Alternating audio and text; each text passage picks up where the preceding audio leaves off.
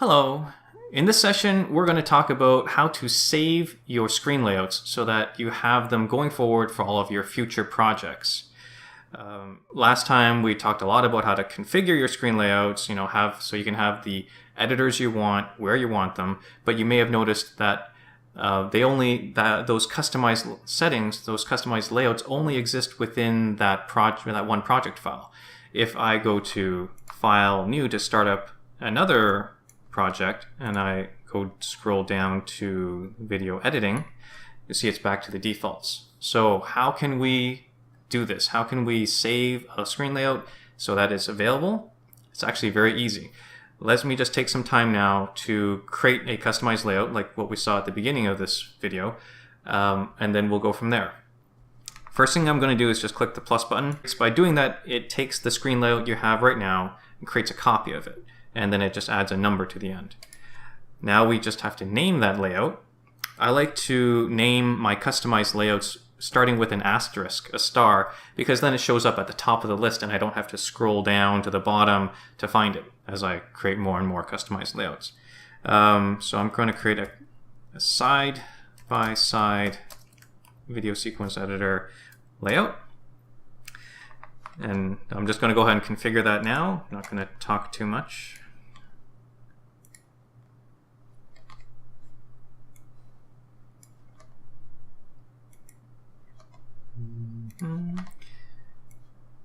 Adjust, and one more.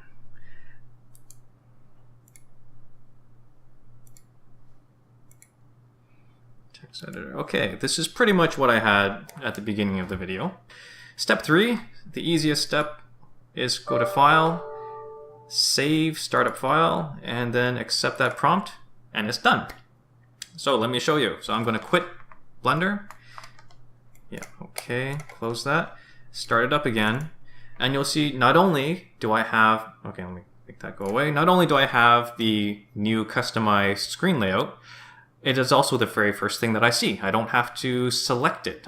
Because it is now, this one's called default, but it's not default anymore. Now it is my side-by-side VSC, and I still have the original video editing at the bottom.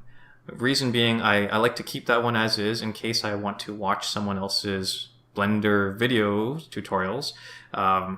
So it's easier to just watch, side by side. I don't have like a wildly different video sequence editor screen, and I'm wondering, okay, they're showing this, but I'm seeing that. So how do I reconcile that? But anyway, so as you can see, that was actually very simple, very fast. So again, the steps. Number 1. My recommendation, do not actually change the video editing layout. Just create a copy of it by clicking the plus sign. Step 2, rename it to whatever you want. Step 3, adjust it however you want. And then step 4, go to File, Save Startup File. That's all there is to it. So hope that helps you, and we'll see you next time. Bye now.